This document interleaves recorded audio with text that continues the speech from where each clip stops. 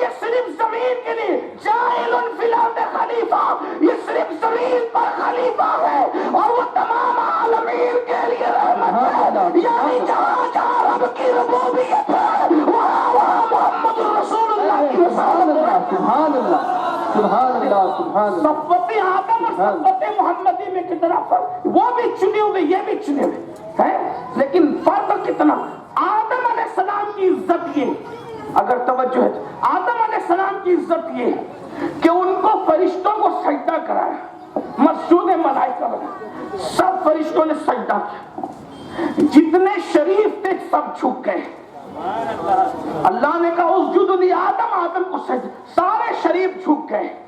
ایک بدماش ملا اڑ گیا، میں نہیں کروں گا، میں تو صرف اللہ صاحب کو مانوں گا اور کسی کو نہیں مانوں گا۔ اللہ نے کہا ملا نکل، اس لیے کہ تیری نہیں چلے گی۔ لیکن جبریل علیہ السلام پہلے جھکے، سب سے پہلے جبریل جھکے تو اللہ نے فرشتوں کا سید و سردار بنا دیا جو پہلے جھکا۔ ہم نے جبریل سے پوچھا آپ کیوں جھک گئے، تو جبریل نے کہا میری توحید یہ نہیں کہ صرف اللہ کو مانوں گا، نہیں، یہ ملا والی توحید ہے، اللہ والی توحید یہ ہے اللہ تجھے بھی مانوں گا اور تو جس چیز کو منوائے گا میں اس کو مانوں گا۔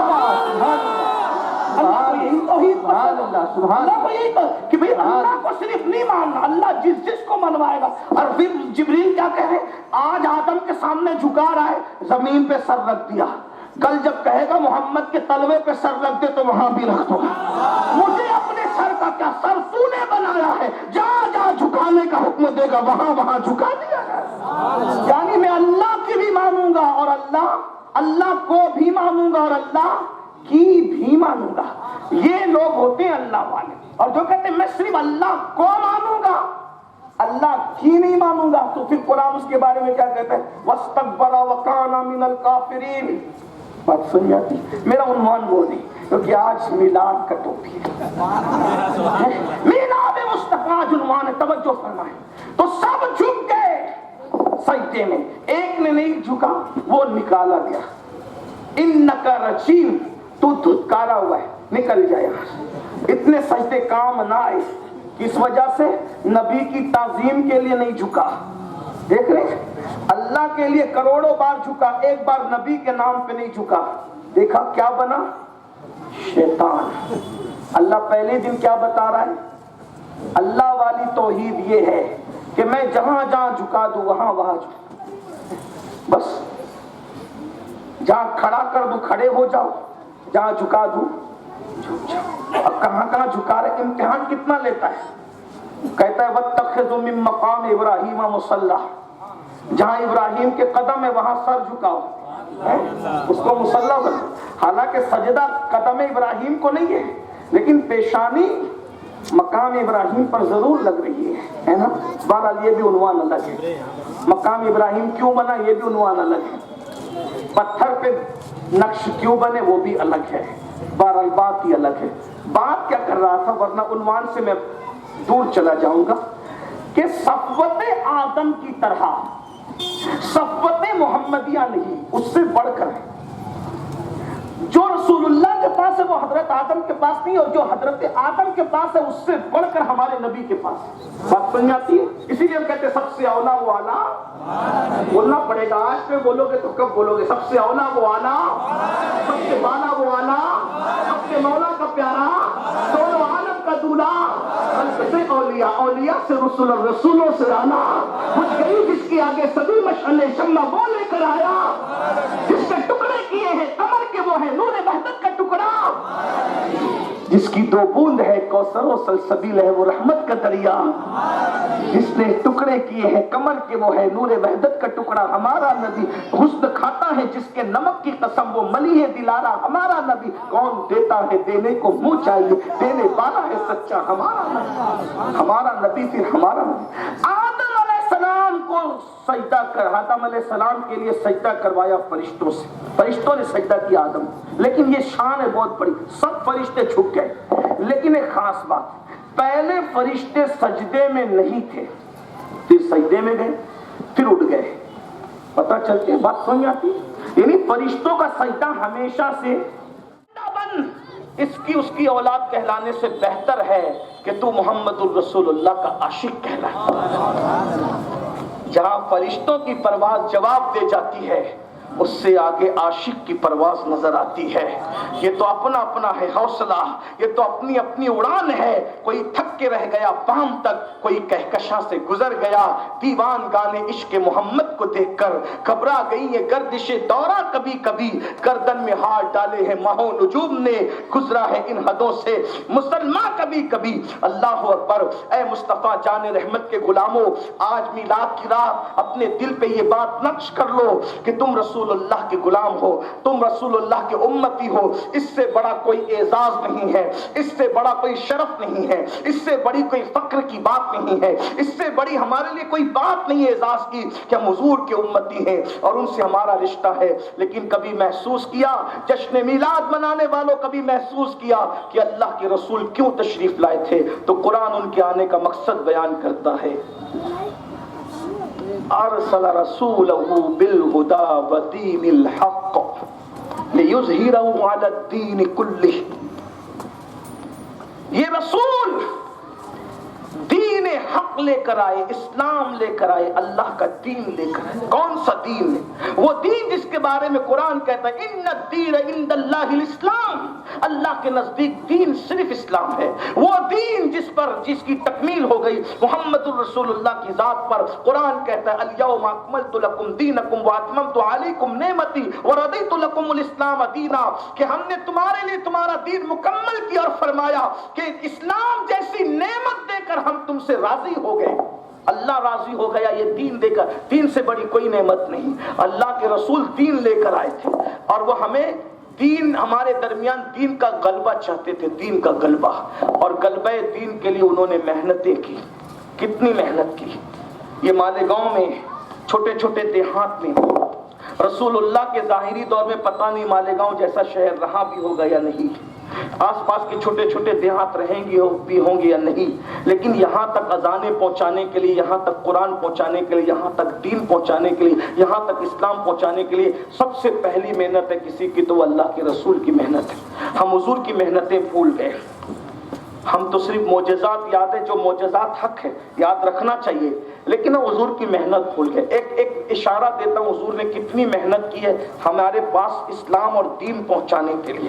اللہ کے رسول علیہ السلام نے پتھر کھائے اسی دین کو پہنچانے کے۔ حضور کے گھر میں جب کھانا بنتا تھا اعلان نبوت کے بعد، تھوڑی توجہ چاہتا ہوں، عاشقان رسول کی توجہ بہت اچھے سے سن رہے ہیں، اور رات بھی بڑی خوبصورت ہے، بات بھی خوبصورت ہو رہی ہے، ذات بھی جس ذات کی بات ہو رہی ہے وہ ذات بھی بہت خوبصورت ہے، ان کے کردار بھی خوبصورت، ان کے اخلاق بھی خوبصورت، ان کا نسب بھی خوبصورت، ان کی سیرت بھی خوبصورت، ان کی صورت بھی خوبصورت، ان کی آل بھی خوبصورت، ان کے اصحاب بھی خوبصورت، ان کی تعلیم بھی خوبصورت، ان کا لایا ہوا قرآن بھی خوبصورت، سب خوبصورت بھی خوبصورت۔ جو ان سے وفا کر لے اس کی قبر بھی خوبصورت، اس کا حشر بھی خوبصورت، اس کی جنت بھی خوبصورت، اس کی تقدیر بھی خوبصورت، صرف خوبصورتی ہی خوبصورتی ہے، بس ان سے وفا کی ضرورت ہے۔ وفا کرو، وفا کرو، وفا کرو۔ اللہ اکبر، کتنی محنت کی، اس محنت کا احساس کیے بغیر وفا نہیں ہو سکتی۔ صرف جھنڈے وفا کا حق ادا کرنے کے لیے کافی نہیں ہے، صرف کمکمے وفا کا حق ادا کرنے کے لیے کافی نہیں ہے، صرف جلسوں میں غلامی رسول میں موت بھی قبول کا نعرہ چاہے وہ وفا کا حق ادا کرنے کے لیے کافی نہیں ہے، جب تک ان کی محنتوں کا احساس نہ کرو۔ اللہ کے رسول نے جب نبوت کا اعلان کیا، مکے کے گنڈے رسول اللہ صلی اللہ علیہ وآلہ وسلم کی تعلیم کو سمجھ نہ سکے تو انہوں نے حضور کو ستانا شروع کیا، گالیاں دیتے تھے، پتھر مارتے تھے۔ حضور کے گھر میں جب کھانا پکتا تھا، کھانا، حضور علیہ السلام کی 4 شہزادیاں تھیں، 1 صاحبزادے تھے، 5 بچے حضور کے گھر کے، غلام الگ، بیوی الگ، خود حضور علیہ السلام، 8-10 لوگوں کا کھانا پک رہا ہے۔ اس کے ہانڈی کے اندر وہ مکے کے لوگ غلاظت اور گندگی اٹھا کر لا کے ڈال دیتے۔ اب بتائیں، حضور کے گھر کی ہانڈی میں گندگی لا کے ڈالی جاتی تھی، وہ تو پھر پھینکی جاتی تھی ہانڈی، اب تو وہ قابل ہی نہ رہی استعمال کی۔ حضور علیہ السلام کے گھر میں پورے محلے کا کچرا لا کر کے ڈال دیا جاتا. اللہ کے رسول علیہ السلام راستہ چلتے تھے تو کانٹے بچھا دیے جاتے تھے. اللہ کے رسول علیہ السلام کی 2 بیٹیوں کو طلاق دی گئی یہ کہہ کر کہ یہ اللہ کے دین کی بہت بات کرتے ہیں, گھر میں بیٹھتے نہیں. ایک کام کرو, ان کو اتنا ٹینشن دو, اتنا دباؤ ڈالو, ان کے دماغ پر اتنا پریشر بنا دو, دماغ پر ان کے دل پر اتنا بوجھ کھڑا کر دو کہ جب ان کی بیٹیاں طلاق پا کر کے ان کے گھر جائے گی تو محمد عربی کبھی گھر کے باہر نہیں نکلیں گے, کبھی دین کی بات نہیں کریں گے. لیکن مسلمانوں, میرے نبی کی 2 شہزادیاں سرکار رقیہ, سرکار ام کلثوم کو جو ابو لہب کی بہویں تھی اور اس کے بیٹوں کے نکاح میں تھی, سرکار کی شہزادیوں کو طلاق دی گئی صرف اس لیے کہ ان کا بابا اللہ کا نبی ہے اور اللہ کے دین کی خدمت کرتا ہے. میں تفصیل میں نہیں جا رہا ہوں, میں یہ باتیں لمبی چوڑی کہیں پر پہلے بیان کر چکا ہوں, اس کی تفصیل میں نہیں جا رہا ہوں. 3 سال تک کے رسول اللہ کے گھر کے لوگوں کو ایک گھاٹی کے اندر قید کر لیا گیا. اس گھاٹی کو شعب ابی طالب کہتے ہیں. اور جس وقت رسول اللہ کا پورا گھرانہ اس گھاٹی میں قید تھا تو کہا جاتا ہے کہ اونٹ کا چمڑا جلا کر کے بچوں کو پیس کے پلایا جاتا تھا. روٹی نہیں تھی ان کے پاس, کیونکہ سوشل بائیکاٹ کیا تھا مکے والوں نے. نہ ان کے ہاتھوں کوئی چیز بیچنا ہے, نہ ان سے کوئی چیز خریدنا ہے. یہ بھوکے مر جائے, ان کو پانی کے لیے بھی ترسا دو, ان کو دانے کے لیے بھی ترسا دو. وہ بعد میں یزید نے فرات کا پانی بند کروایا. یزید جن کا وارث بنا تھا نا عتبہ شیبہ, ان گنڈوں نے پہلے رسول اللہ میں پانی بنایا, دانا ان پہ پہلے بند کرا. اللہ اکبر, سوشل بائیکاٹ کروایا, نہ پانی نہ دانا کچھ نہیں. حضرت جعفر طیار کہتے رسول اللہ کے گھر کے بچوں کو چمڑا جلا کر کے اس کو پیس کر کے پانی میں ڈال کے پلایا جاتا. کبھی درخت کی پتیاں کھلائی جاتی تھی حضور کے گھر کے بچوں کو, کبھی درخت کی چھال وہ چباتے تھے. مقصد ایک ہی تھا کہ تم مسلمان بن جاؤ, پوری دنیا اسلام لے آئے, اسلام کا غلبہ ہو جائے. لِيُظْهِرَهُ عَلَى الدِّينِ كُلِّهِ, اس دین کو غلبہ ہو جائے, یہ دین ظاہر ہو جائے, یہ دین سارے ادیان باطل پر غالب آ جائے. وَلَوْ كَرِهَ الْمُشْرِكُونَ, اگر شرک کرنے والے برا مناتے تو مناتے رہیں. اللہ تعالیٰ کے دین کے غلبے کے لیے حضور تشریف لائے اور انہوں نے بہت محنت کی. اتنی محنت کی کہ ان کا سر پھٹا ہے تو پٹی باندھنے کے لیے کپڑا نہیں تھا تو خدیجہ پاک نے اپنے سر کا دوپٹہ باندھا. گھر والوں نے یہ دن بھی دیکھے کہ ایک ایک کے جسم پہ 17 پیوند ہے, ایک ایک کے جسم کپڑے پر. کبھی رسول اللہ کے لباس پر بھی 17 پیوند دیکھے گئے. 17 پیوند کس کو کہتے ہیں؟ یہ میرے نوجوان بیٹھے ہیں, اللہ انہیں کبھی پیوند نہ دکھائے, کبھی نہ دکھائے, اللہ تمہیں وہ دن کبھی نہ دکھائے. 17 پیوند کس کو کہتے ہیں؟ بھیک مانگنے والا بھی آج 17 پیوند نہیں لگاتا. بھائیو, کونین کا مالک, اللہ کی سلطنت کا واحد بادشاہ,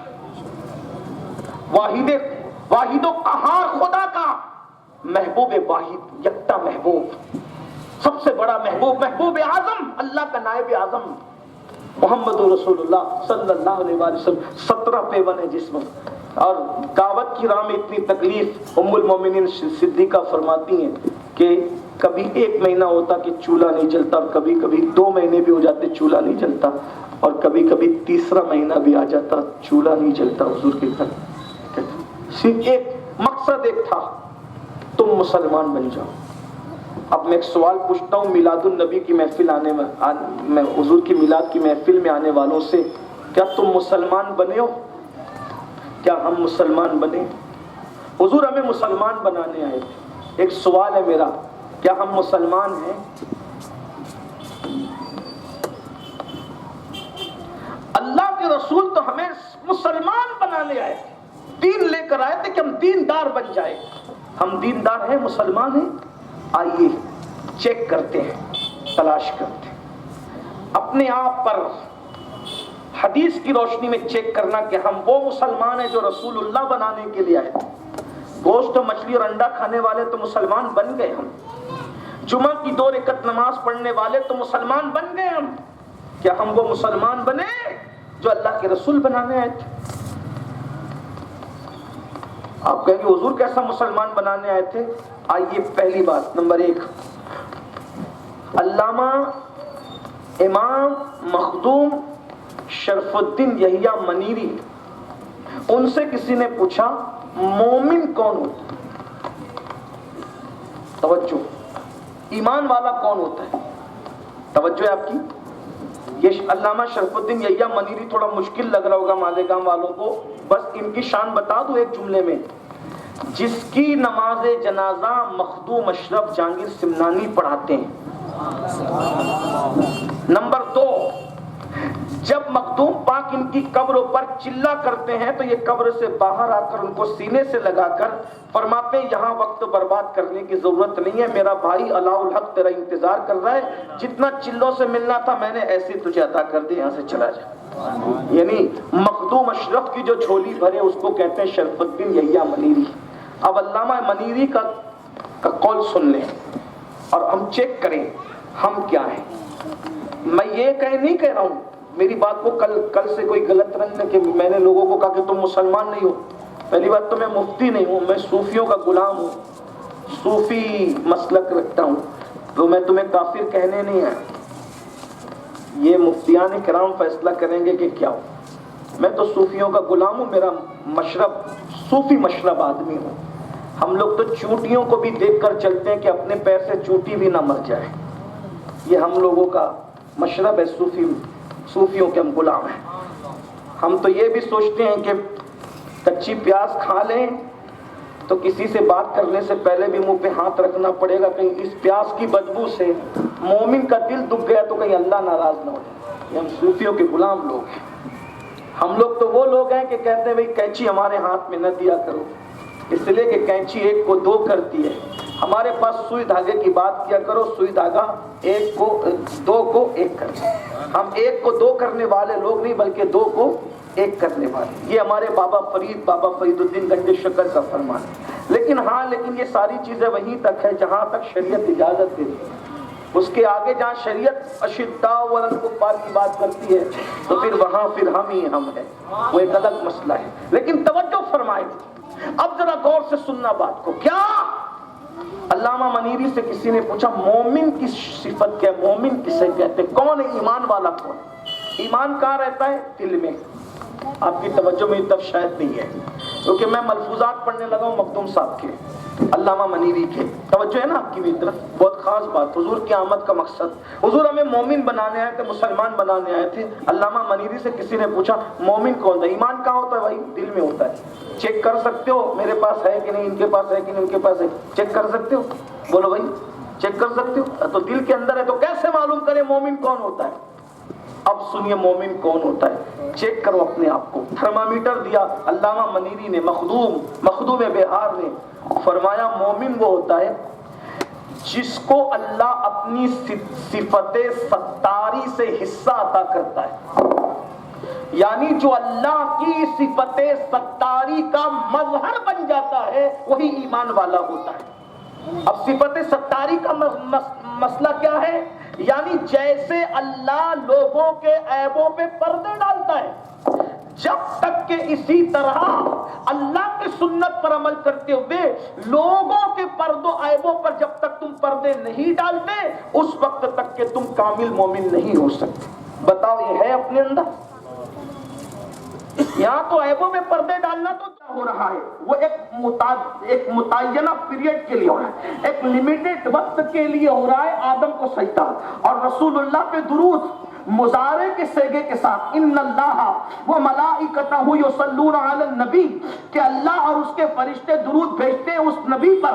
کس پر؟ اللہ اور اس کے فرشتے درود بھیجتے ہیں نبی پر. تو مضارع کے ساتھ مطلب کیا؟ درود بھیجنے کا عمل کب سے ہے اور کب تک ہوتا رہے گا، نہ اس کی انتہا پتا نہ اس کی ابتدا پتا. اللہ اکبر. کب سے بھیج رہے نہیں پتا، کب تک بھیجیں گے نہیں پتا. اندازہ فرمائے. اور پھر خاص بات یہ، آدم کو فرشتوں نے سجدہ کیا، نہ صرف فرشتوں نے سجدہ کیا لیکن اللہ سجدہ کرنے میں شامل نہ ہوا، کیونکہ سجدہ کرنا اللہ کی شان نہیں ہے مگر یہ شان مصطفیٰ ہے. فرشتوں کا تم بھی درود بھیجو، میں بھی درود بھیجوں. وہاں فرشتوں کے جشن عید میلاد النبی، جشن عید میلاد النبی، عظمت مصطفیٰ سبحان اللہ سبحان اللہ سبحان اللہ. اس طرح تو بے شمار مثالیں. تو حضرت آدم کی یہ ساری شان کس میں موجود ہے؟ ہمارے نبی میں. حضرت یوسف کی ساری شانیں کس، اور وہ بھی بہت اعلیٰ درجے کی. جیسے اگر حضرت یوسف علیہ السلام خوبصورت ہیں، بے شک خوبصورت ہیں، لیکن حضرت یوسف علیہ السلام کو دیکھ کے انگلیاں کٹتی ہیں، مگر کٹی جڑی نہیں. کٹنا ثابت ہے، جڑنا ثابت نہیں. مگر اپنے کریم وبارک وسلم صلاۃ و سلام علیک یا سیدی یا رسول اللہ صلی اللہ تعالی علیہ وسلم. یا اللہ یا رحمان یا رحیم، مولا نبی پاک صلی اللہ علیہ وسلم کے صدقہ و پھر ہماری اس محفل مولود کو اپنی بارگاہ میں قبول فرما. اس محفل کے سجانے میں جتنے لوگوں نے کوششیں کی، کاوشیں کی اور پروگرام دل میں قدم سکون جیسی کوشش کی، سب کو مولا اپنی بارگاہ سے اپنے نبی کے صدقے جزائے خیر عطا فرما.